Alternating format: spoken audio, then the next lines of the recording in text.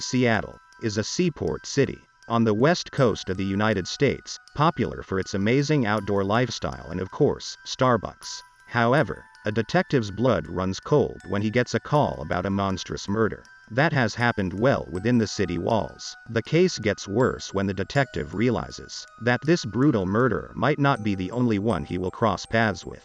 Hello, today, I will dig deep to shed light on the brutal murder that happened to several women in Seattle, and how many heads racked searching for answers. Remember to like this video and subscribe to the channel. Like many major cities in the world, Seattle is home to many law-abiding citizens, but also home to many who are trying to feed off their crime or drug habits. There is a large woody area in Seattle downtown notorious for crime, drug use, and tents for many homeless people. The area was previously an industrial center, but had since mutated into a hotbed of crime. Detective Cloyd Steiger is at his son's game when he gets a call. A female body has been found in the jungle with her throat cut. Steiger rushes to the site and witnesses one of the most vicious murders of all time. The woman is small, and she is crunching under a staircase. However, what seems odd to the detective is that the woman's sneakers have been removed and a shoelace undone halfway. Steiger has been in the homicide department for long enough to know that nothing is a coincidence. He figures out that maybe the assailant was busy with the shoes when the victim removed a knife.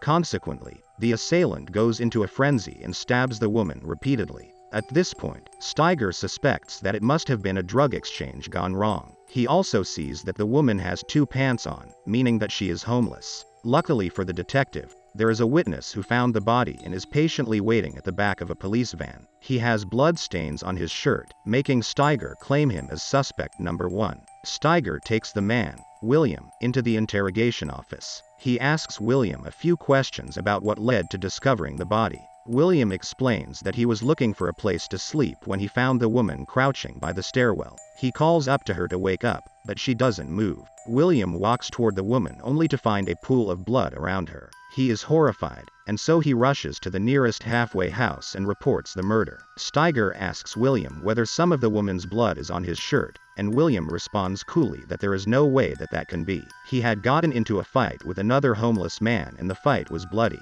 So, the cops can find some of his and his fighter's blood on his shirt, but not the woman's. After some tests on the blood, Steiger eliminates William as a suspect. Now, he has a case to solve and no leads yet. Fortunately, he remembers that a few months ago, there had been a murder of a woman in the jungle. He takes a look at the case file and pictures. Suddenly, he notes that the woman's hands and feet had been bound in shoelaces. Steiger approaches the lead detective working on that case, hoping to compare notes. The detective, Mike Chesinski, takes a look at the case, noting the similarities. The murders had occurred close to each other. Mike's victim, Denise Harris, was in her 40s and a schoolteacher by profession. Unfortunately, she had blown up her career and fiancé to addiction. She had resorted to staying in the jungle to feed her drug abuse, and this ultimately led to her death. Her body was discovered in a more horrible way than Steiger's victim. She had been strangled using her own belt, and her bra had been used as a gag.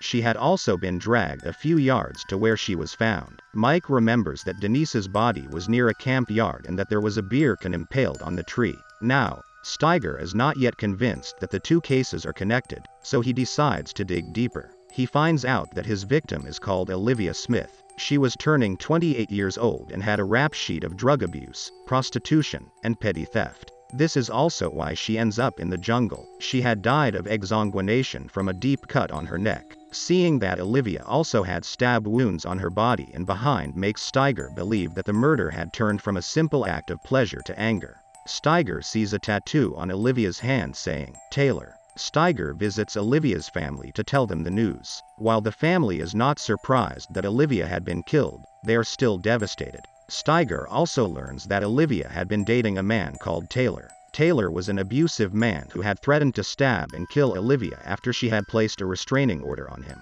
Since the family does not know much about Taylor, the detective has to look for him in an official capacity. Steiger soon rounds up Taylor and starts questioning him about Olivia's death. The man quickly fesses up that he had assumed Taylor's identity because he is wanted under his own name. Of course, he is sent to jail, but now Steiger is back at zero. However, he gets another call saying that someone had found human remains in the jungle. The body had decayed, so only bones were left, but there were visible clothes remains, concluding that the victim is a homeless woman. Steiger is asked to help roll the woman's body, and he nearly collapses after seeing the woman's hands and feet tied in shoelaces. Now, all doubt is clear that Steiger is on the hunt for a serial killer. Near the woman's body is a tote bag that allows the detectives to figure out that the woman's name is Antoinette Jones. Steiger learns that Antoinette had dropped out of school after getting pregnant. She used the occasional recreational drugs, but after her brother eliminates himself due to PTSD he suffered from war, Antoinette spirals into drug use. This is why she was also at the jungle. Steiger decides that it is time to pull in the big guns and work with Mike. The motive for the first two victims is the same, as Antoinette's mouth was open with her bra stuffed in. The only difference is that in the third case, the killer was interrupted. The murder sites are in such close proximity that you can see the other murder sites while standing at one murder site. Questions like whether these are the only murders and how long the killer has been getting away with it. After sitting ducks for a while, Mike gets a call from an inmate who claims to have information about the jungle killing of Denise. Mike is not in the mood, so the inmate asks whether the detectives had found the woman's purse. Since Mike had not revealed this to anyone, he decides to give the inmate, Dewayne Lee Harris, a chance.